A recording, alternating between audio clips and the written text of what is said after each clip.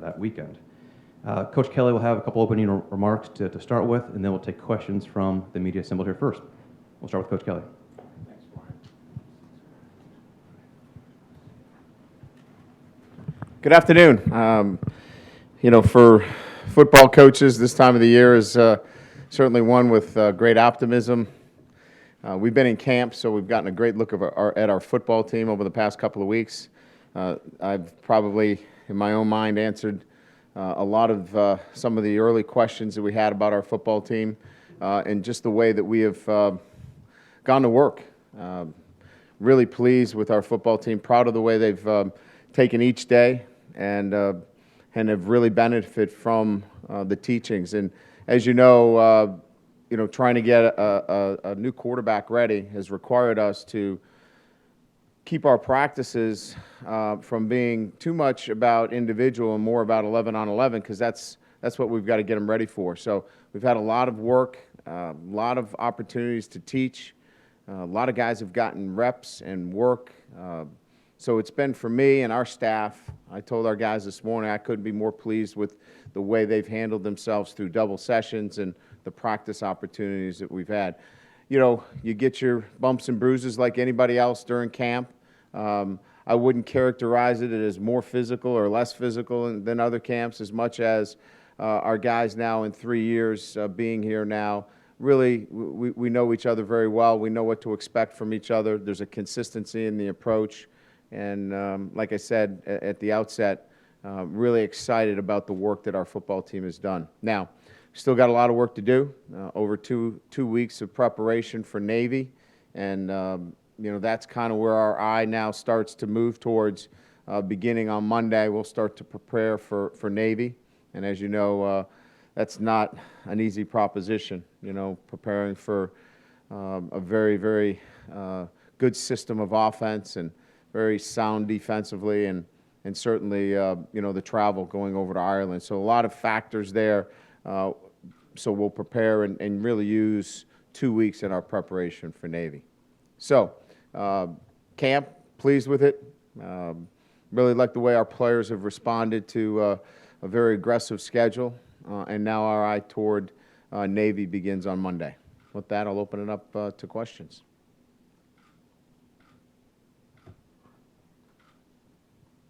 Supposed to say who I am. Eric Hansen from the South Bend Tribune. It's good to meet you for the first time. I have to ask you an injury question right off the bat. Yeah. Tate Nichols, what's his situation and how are you addressing that from a depth standpoint? He's had a knee, a patella subluxation, and he's had it before.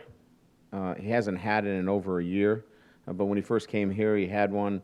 And we lost his services for about 2 or 3 weeks. So, we expect him back in a couple of weeks. Whether we get him ready for the Navy game is unclear right now. And that means Martin and Stanley are kind of your backup plans at tackle? Yeah, I would say Martin and Stanley right now would be, 1A and 1B at this point. And I wanted to ask you a little bit about Davaris and some of certainly the last practice we were in on Wednesday, we saw a lot of the freshmen. I know you wanted to get a good look at them. But a kid like Davaris, is he showing you some of the things that you wanted to see from him in the spring, from the consistency standpoint, work ethic standpoint? Yeah. I think that's a very fair question. Again, he's a freshman. He's been here 2 years, but he hasn't had to get the reps that he's getting now. So now he's fighting through that mental fatigue. He's getting banged up a little bit, and he's answered the bell. I thought yesterday, he could have very easily begged out of some practice time. He didn't miss a rep. So we're really seeing a young man continue to mature. He's far from where we want him to be, but boy, has he made great progress in the last couple of weeks. Right here. Yeah. What's your name? Brian Hamilton, Water Polo Illustrated. So I heard that you focus mostly on water polo in the Olympics. Is that true? Did you enjoy the synchronized diving? Is the other question. I didn't get a chance to see that because you weren't reporting on it. I was there for one day. Oh, you were? Yeah, I was. The cat is out of the bag, folks. Anything on synchronized, see Hamilton. I'm the man. the quarterbacks, when you start preparing for Navy on Monday, do you have to then have the idea in mind of exactly how you're going to operate with the quarterback situation? Yeah, I think we're getting closer to that. Certainly as we start to prepare, it's not going to be a 50-50 proposition. So we're moving closer towards that, as we move into, actually working against Navy. If the world doesn't know who the starter is going to be before that first snap, how soon do Everett and Andrew or Gunner, when do they need to know from you, this is how it's going to go? I think probably Monday, we start to sit down and talk about how the reps are going to be distributed. But there's still so much learning going on for all of them.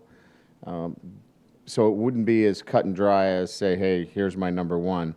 The door will still be open for growth during that week, but we'll start to separate the reps a little bit. And if you play two, everyone seems to think if you play two quarterbacks, that's dicey, that's tricky.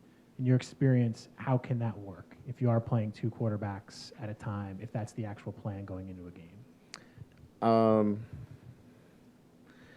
I've played two quarterbacks only because I've had to play two quarterbacks. I don't think I want to play two quarterbacks. I'd rather have one guy make himself known to everybody that he's the starter. Always love to have a number two that can go and win for you. So I wouldn't subscribe to the fact that two is really where I want to be. We still would want to be with a singular, quarterback. Len Robbins, New York Post. For you, is evaluating the quarterback position different than evaluating any other position, and if so, how? Well, he's got so many things more on his plate than any other position on the field. I don't know that the other 21 have as much that. First of all, he's got to take care of the football. He's got to communicate to the offensive line. He's got to be able to take all the signaling. So I don't think, Len, that you could compare that position with any other position on the field. So as it comes to the evaluation, there's so many different columns that he's got to be able to check off.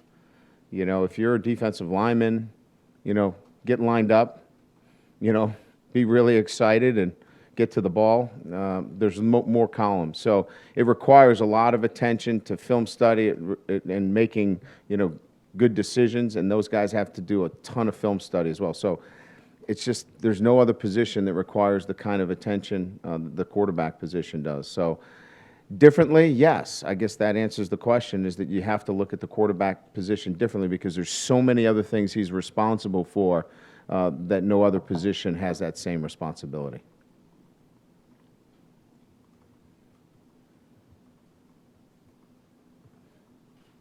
I don't know if I'm the guy. I think you got to get his attention.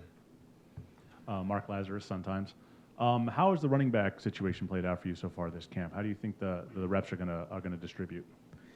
Well, I think we're going to play all of our backs, and when we talk about all of our backs, they're playing both wide receiver, slot position. We can move them anywhere on the field, as well as play the running back position. And I've seen great growth, and George Atkinson. We always looked at George as somebody that boy, maybe he's just a running back. Well, he's really evolved in somebody that can catch the football for us. We know about Theo, obviously with his stint at the wide receiver position, and Sierra has really made great strides over the past just 10 days or so. So they're all going to play, and it would not be a surprise if a couple of them were on the field at the same time. Mike Brown, WLPO in LaSalle. Coach, who's going to handle your punt return and your kick return duties? Well, in terms of kickoff return, George Atkinson would be featured as the kickoff return specialist if we get a chance to return any. As it relates to punt, we're still work in progress there. We've got 3 guys that we really like back there that are still developing.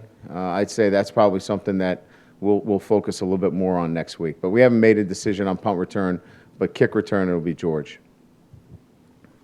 Coach Alan Joseph, The Observer. How would you evaluate Capron's return from injury this year? Oh, I think he's come back stronger. Physically, he's been a great leader for us. His personality has really come out this year. I think he really feels comfortable in a leadership role. So I think all of those things are the things that I've noticed more so than any injury. So he hasn't missed a beat as it relates to that. Right. Matt Fortuna, ESPN. Can you clarify the Danny Spahn situation and just how cautious you have to be here over the next couple of weeks? Well, I think it's, from what we've gotten, he had a migraine that was so severe that, required hospitalization. So he's seen specialists, the best in the country. He's been through a battery of tests. Now it's just a matter of getting him reacclimated in terms of, conditioning and bringing him back because he's been cleared. Now it's just a matter of when can he get back out there and start, contact and those things. And we really don't have a timetable for that. And going back to the quarterbacks really quickly, being the guru you are in the position and the history you've seen there. That's one word that as the head coach at Notre Dame, I don't think I'd get a chance to put that one on myself. Guru is... Given your experience. Experience. I've had a lot of experience. Yes, good and bad. Is fluid a situation coming into the camp when you have 4 guys and taking everything into account, going back 22 years? Well, it's been unusual in a sense that the guy that with most experience is not going to be the starter for Navy. So that's a little bit unusual. But it's been great. It's been fun to work with young quarterbacks that are learning every day. As a teacher, and it's a captive audience. These guys want to get better. They want to be the starter. So probably in my career, it's probably been the most energized for me and to get out there and teach and coach guys that want to learn. And that's been fun for me. Hope it's fun against Navy. Coach, over here, Emily Pritchard, ABC 57. If you can touch on how important it is to have leadership on the defensive end of things, maybe coming from Manti or some of those older players. Well, I think leadership shows itself in so many different ways. I think when you're talking about leadership on defense, it's communication. So as it relates to the game itself, great communicators and guys that are confident and understand the system. We're 3 years now into the same system.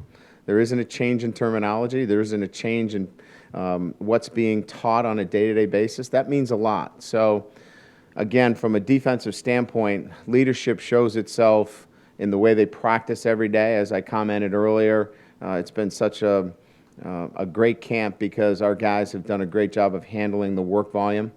Manti, Capron, Zeke, Jamoris, these are guys that are veteran players that have played a lot of snaps. Our defensive players have played a lot of football. So great communication equals great leadership for me on the defensive side of the ball. And then any clarification on captains or any time when we might know? Yeah, we're going to have captains, and I'll probably make that decision sometime next week as to whether it's going to be captains for the year or game day captains. And getting close to that decision. So we'll have something before very soon. Brian, up front, Pete Sampson, Irish Illustrated. When you elevated Chuck Martin to offensive coordinator, communication, kind of streamlining the process there was key. How have you seen that show itself over the last couple weeks, and how would you kind of describe Chuck's influence on the offense, especially in light of the quarterback position where you're trying to teach so many guys so many different things? Right. Chuck, just as he was my defensive coordinator, he's the same way as the offensive coordinator in that we can have a very short conversation and we know exactly, what the outcome is going to be when we go on the field. So him being in that position is just, I know what to expect. It's not going to be a surprise. I come out on the field. Our guys are executing the things that I want done. So he's just really good at following through on whatever decisions were made relative to our offensive structure. I know it's getting coached. It's the same offense. We'll play to the personnel that we have. Chuck's really good at being flexible. He doesn't have to be in this particular formation. He doesn't have to be in this type of offense. He can really adapt well to all circumstances. So I like his ability to adapt based upon what our personnel is, and I like his ability to carry what we talk about in a staff meeting onto the field. And I would expect that from Bob Diaco as well, on both sides of the ball. I want my coordinators to be able to do that. Just a personal question. Jamoris, not running, it was Farley out there today with the first team. Is Slaughter, is he injured or just held out? He's bruised his heel, and no need to. He's played plenty of football, so we were cautious with him. But Farley's done very, very well. I think he's changed the dynamics back there.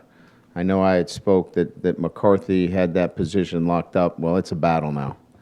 Farley has really been impressive the last 10 days or so.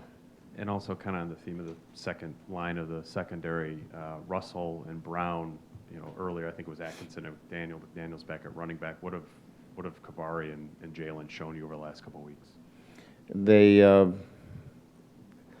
They're getting better. They're playing the ball. Their assignment correct. We grade them every day after practice, and they're grading out higher. They're starting to understand the scheme, what's expected of them. Just both of them maturing, and Kavari obviously faster because he's playing as a true freshman. He's extremely gifted, and we're getting Jalen a lot more reps too. Part of this is these guys have to mature and develop, and they're getting that opportunity. Big picture in your career, you've, I'm sure, stood up at media days where you felt like you knew exactly what you had, what your team's identity was going to be, and I'm sure you've had years where you didn't really know what you had and you weren't going to know until the first game. Where does this team fit into that mix, just in terms of how much you still need to learn and how much you feel like you already know about who you are and what you're going to be about? I think we're really good up the middle, to use a baseball term. And I mean, on both sides of the line, we're gonna be able to physically handle ourselves in the trenches against anybody in the country. That's a good feeling, right away that you're going to go out there and be able to handle yourselves physically. We need to continue to develop on the perimeter, both on offense and defense. I think that development will go a long way in deciding, how successful we are. And then certainly the quarterback position. So if I was to leave you with one thing, I think we're really strong up front. And I think that in itself gives you a chance to win all your games. Coach, Tim O'Malley with Irish Eyes. And building on that, is there a position group or unit where, I guess, since last season, you've seen enough improvement where you think that is kind of an added strength or a new strength from last year? I think our punter and kicker. I really like. I think you saw in the end of the year Ben Turk starting to come on with some consistency. He had a great spring. He's been terrific, and I don't want to jinx him, but Coach Diaco is working with the punters directly. He's done a great job of getting them to a level of consistency. I really think that unit. There were some questions. In my mind, but watching them in special teams, they've done a really nice job, and that means, obviously you're talking about Tausch, and you're talking about Brinza, and you're talking about Turk. Those three guys I've seen really great movement in terms of their development, even, over the last couple of weeks. And just with a couple injuries and a few defections, does that in any way affect how you would view freshmen helping you out this year? Is you kind of take a big picture look where these guys maybe need a year of development, but we got to get them out there on special teams or on the two deep, or is it just basically how they perform is yeah. No, I think it's more than how they perform. It's how they handle taking classes from all of June, all of July. I mean, they're taking a heavy load of classes, and then the football gets thrown right at them, and then school starts. So I think there's more guys that can play than not play. It's just, can they handle all of the things that go along with being here at Notre Dame? So we expect them all to play, and I tell them that recruiting. Look, you're coming to play, and if you want to come here, you better have that attitude. Whether they do or not, I think it's the other things that decide that. Tim Priester, Irish Illustrated. You mentioned in the spring, you touched upon George Atkinson, but I think at the end of the spring game, you mentioned heart attack and Golson and Atkinson in the same sentence. Where's your heart as it pertains to their ability to eliminate those mistakes? A lot more trust in both of them, and they've exhibited it. I'll give you just an insight. We've had 126 throwing opportunities for Everett. He's had 1 interception. You build trust. You don't just give it, you build trust. And so going from that phrase that I used in the spring to where we are today, I had to be able to move from where I was to where we want to be. And so we had to really load a lot of work on his plate. And he's exhibited that trust in the way he's handled himself in camp. And the same is for George. We've put the ball in his hands and have thrown it to him and had him run with it and essentially said, listen, George, the only guy that decides playing time is you. Because if you take care of the football, you're going to play. And he's done a great job. He has not put the ball on the ground. I know these are all things that coaches should never talk about, but in answering your question, they have both done the things that I've asked them to do. And their position coaches have obviously done a great job of reinforcing it. But both of those guys are no longer on that heart attack list. Good for you. Good for us.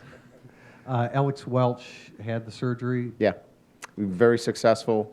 Had no collateral damage, just the ligament damage, which generally speeds the recovery process for him. And he's back in that time frame of 4 to 6 months. We've asked you about every injury, but yours, I don't think we've asked you about your back surgery and how you're holding up during 2 days. I just wish I did it 10 years ago, honestly. I'm going to be the new poster child for back surgery. If you want to know, if you've got a bad back, get it done, because I can run around a little bit now, too. It's fun. It's bothered you that long? Yes, it was probably at its peak last year, where it was difficult, but that Irish stubbornness, you got to put it aside. Take care of yourself. You mentioned that the injuries are about normal for preseason camp, but you also said last week when asked about 11-on-11 that there's kind of a give and take. You benefit from it, but you also put yourself at risk for more injuries. Yeah. Are the benefits outweighing the negatives there so far? Well, only because our defense has so many live snaps. They've played a lot of football. If we had not played a lot of football in defense and had not had a lot of live snaps in terms of real game experience, I'd be a little bit more concerned. But we scrimmaged yesterday, ones-on-ones, live action. We still know how to tackle. So I feel pretty good about that. And the 11-on-11 work has really benefited us both when we go ones versus ones, and then we use some show work as well. In other words, we'll go ones versus twos so we can get some specific looks. So I think the combination of both of those together has served us well. It's kept us sharp, it's kept us safe, and it's given our quarterbacks the multitude of looks during a game that I want them to see. When do you back off from that? Tomorrow. Tomorrow we'll get into a kind of a game week mode as it relates to our preparation. And you mentioned Farley. Does Slaughter become the nickel? When you go to nickel, does he become the nickel and somebody else play safety? Or Yeah, we're still working through that. We're not there yet, but I think there's a lot of, talk about moving pieces. There's probably more moving pieces there than any other position group. Thank you. Lou Samoji, Blue and Gold. Talking about the 11-on-11 that you have done more often, the last your first 2 years here, you had slow starts out of the gate there, a lot of it related to turnovers. Is that a factor in wanting to create more 11-on-11 work, or were there other things also that you wanted to address to perhaps aid a quicker start out of the gate? Well, no, I think the 11-on-11 was specifically targeted towards the quarterbacks. It wasn't about getting out of, we want, every year I go into camp, we're preparing to win our opener. It's just, I think in this instance, your preparation, I've been doing it for so long that I believe that the plan that we have in place prepares us to play well on that game day, that opener that is. So there wasn't a lot of tweaking because I didn't believe that our plan was solid leading into our opener. The 11-on-11 was more for the quarterbacks than anything else. Just addressing, though, the slow starts the past couple of years, was there anything specific you could really reevaluate that you wanted to change or anything? Or No, I just think it comes down to playing better. You could take the South Florida game, you could take, that game in particular. That we just didn't play very well that game. The year before, I think we opened against Purdue. So last couple of years, we've won one, we've lost one in terms of the opener. But I just think in your opener, you just play smart, take care of the football. And I think if there's one thing that the message kind of started that way in the opener, and it stayed through the entire year, and that is take care of the football. So if there's one theme that has any effect on what we're doing this year based upon last year, was take care of the football. And after 2 weeks, when you look at this freshman class, who are like the candidates you would consider most likely to be able to help, not just get on the bus, but really be able to make an impact early on and throughout the year? Yeah, impact, I think any guy that can help us relative to special teams or playing a role, we're going to play him, and I think that opens up room for a lot of our players, on the back end of our defense. I think we've talked about Kaveri Russell, possibly getting, an opportunity to get on the bus or get in the two deep or at least get in the rotation of a two deep. At safety, somebody's going to have to emerge there, whether it's, as we talked about, Farley is stepping up. He's a freshman in a sense, the first season of competition. Offensively, we need some of those receivers, to give us some time. No question about that. And then, Ronnie Stanley, is an offensive lineman that right now that's where we're a little short. So those would probably be where your eyes would kind of wander towards in terms of guys that would, provide us some depth this year. I don't think there's not going to be a freshman that's just, it's going to be an All-American this year. I think he's going to be a role player and help us win. I hope he is. Brian Bob Nagel, WHME. Pretty quiet summer in a lot of ways, and over the years it's always been kind of a good sign that the guys are not only buying into the coaching staff and what you want and the level of performance on and off the field, but into each other, which ultimately is a good thing going into the fall. Yeah, I like the way things are coming together, but we still got to win football games. But yeah, I think there's look. We got really good leadership. We got guys that understand what it takes to win. They played a great schedule last year in terms of Michigan and Michigan State and Florida State. So they know how close they are, and I think they brought. I think it really. We didn't win as many games as we all want to win, but even in that sense, last year, you could sense a confidence growing because they know how close they are to winning those games.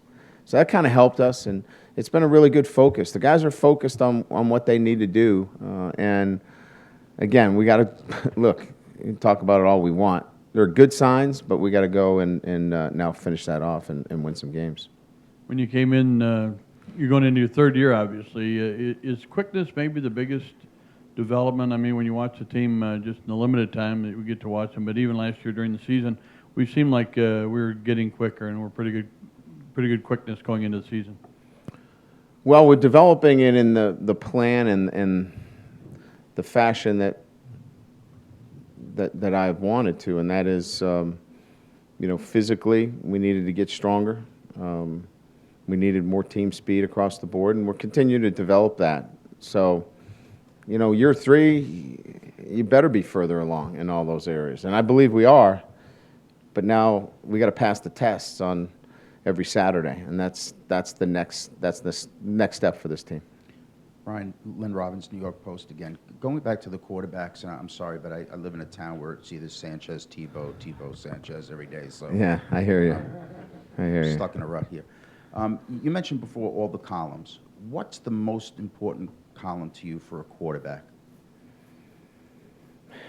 Well, it's kind of hard to answer that question.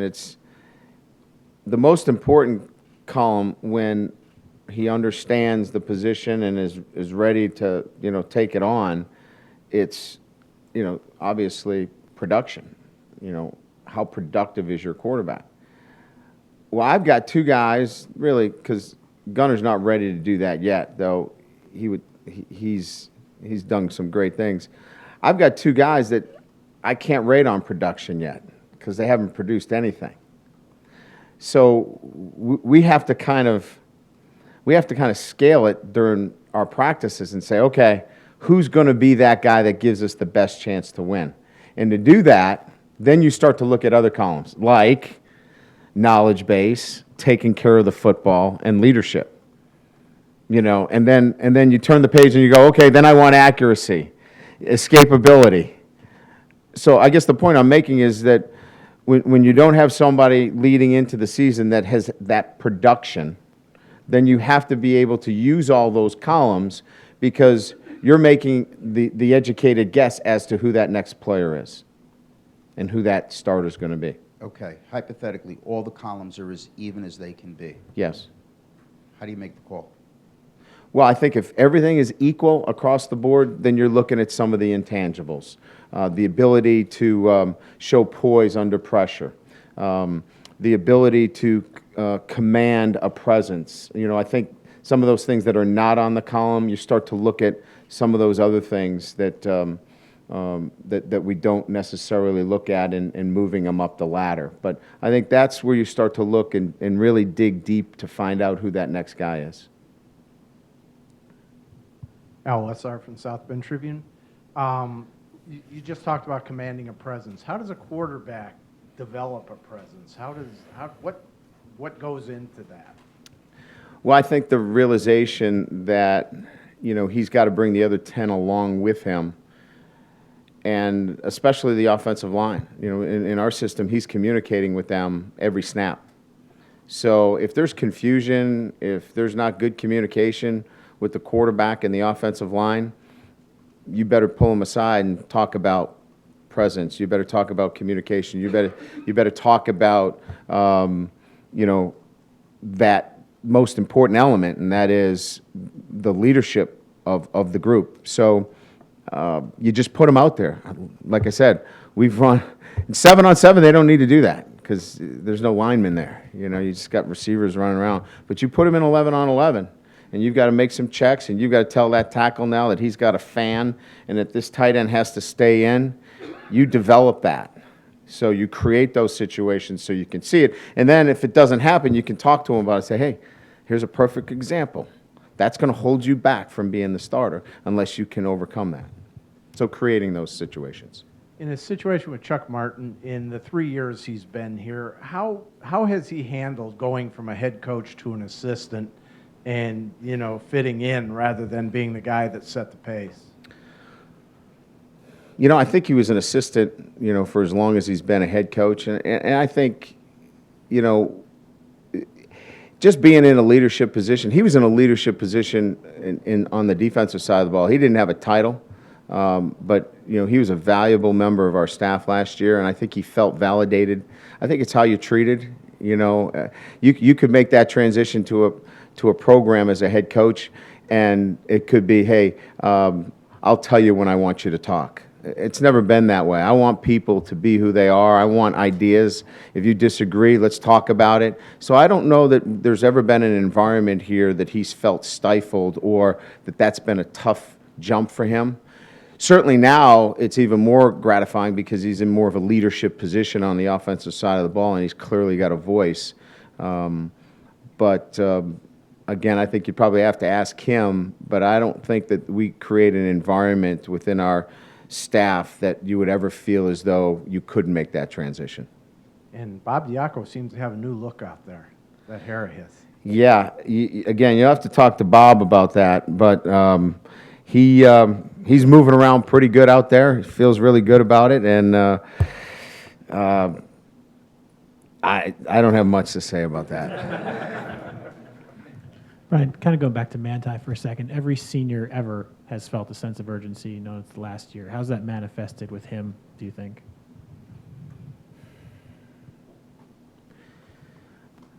I would say, without question, it's now at a point where he is imposing his own set of standards on others. He was always a leader by example in the way he handled himself both on and off the field. But now, if somebody else is not doing it the right way, it's not good enough because it affects the way he sees his role. And that obviously is a very positive dynamic to have on your football team. He understands peer accountability, and he holds his teammates to a high level too. And that's, as a head coach, pretty good feeling. Brian, Dennis Dodd from CBSSports.com. Hi. What is the blueprint for what is literally a foreign exercise here with all these issues you have with football and then having to go over there to debut? Yeah. Some morning practices, leading up to it. We'll practice in the morning just to get our guys up and understanding, because we'll play at 9 a.m. on their clock. I think the second element is an incredible support staff that keeps all of the distractions away from them. You're moving a team and equipment, through a border, and it's not easy. So I've got an incredible staff that we're able to do that here at Notre Dame. And then I think we have to be very smart with how we get the proper rest. Because quite frankly, what I'm more concerned with, it's the opener. Those guys will play it at 2 in the morning. What I'm worried about is sleep, loss of sleep, and a cumulative fatigue factor that bites us 3-4 weeks down the road. So my concerns are more in not just one game, but 3 or 4 weeks. For example, we're not going to get up. We didn't get up at 6 o'clock in the morning for camp. We pushed the schedule back a little bit. I want to make sure our team is fresh so we don't feel the effects of it later. Coach, do you plan on waiting to tell everyone who the quarterback is? Obviously, you'll tell your guys. Ants. You're the only one I'm going to tell. It's just going to be a one-on-one, not a two-on-one. Just a one-on-one, you and I. Jeffers won't be there. You've asked me this question each week. I don't think How do you want me to answer it this week? I don't think I asked that one. Yeah, you did. When am I going to announce it? No, do you plan on announcing it, or do you plan on going into the opener with, the other team not knowing who the starter is going to be? That's my question. You know what? Okay, fair enough. I have not thought about it in those terms, about making a public announcement about the quarterback position, because I've never had it in my mind that we were going to get there, at a certain time. If it's clear to me that we've got a number one and there's a great separation there, then there's a possibility I could announce it, but I have not thought about it in those terms. Brian, when you made the decision to put Hendricks on the field in the middle of last year, and you wanted Everett to focus on academics and being on the scout team at that point, the way he handled that situation, did that start to build trust then, or did that really happen at a later time with how he handled going to the scout team and not being a part of things? Yeah.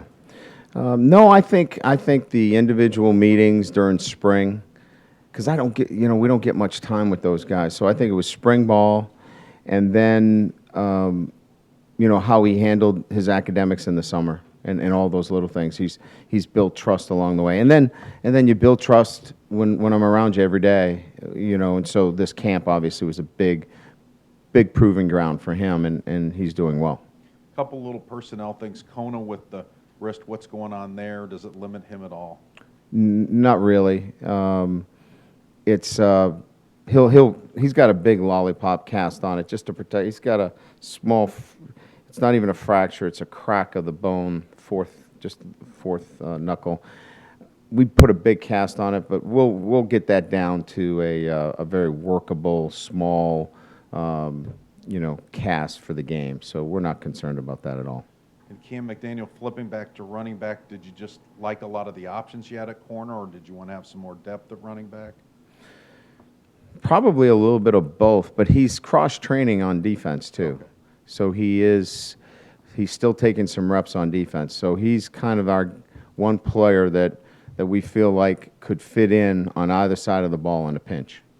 Last one from me. You know, you mentioned about getting back to your roots and being more hands-on and so forth. I mean, was that something that was building in your mind during last season, or was it you get to the end of the season, you look at the bowl tape and you say, I want to think about things? When did kind of that introspection period happen for you? Well, certainly finishing the way we finished, I think any coach, whether they come to the same conclusion I did or not, you're always going to take a step back and look, all right, what can we do better? There was nothing wrong with our schemes. There was nothing wrong with what we were teaching them. What was wrong was we weren't winning games that I thought we should win. And so, you know, sometimes you got to look at yourself. And so I think the bottom line for me is that I wanted to be more involved in that process of making sure that I could help our players win. And that means you got to push the distractions away and focus on why you're here, and that is I want to coach my guys. All right. Thanks. Thanks, everyone. We'll have our student athletes available.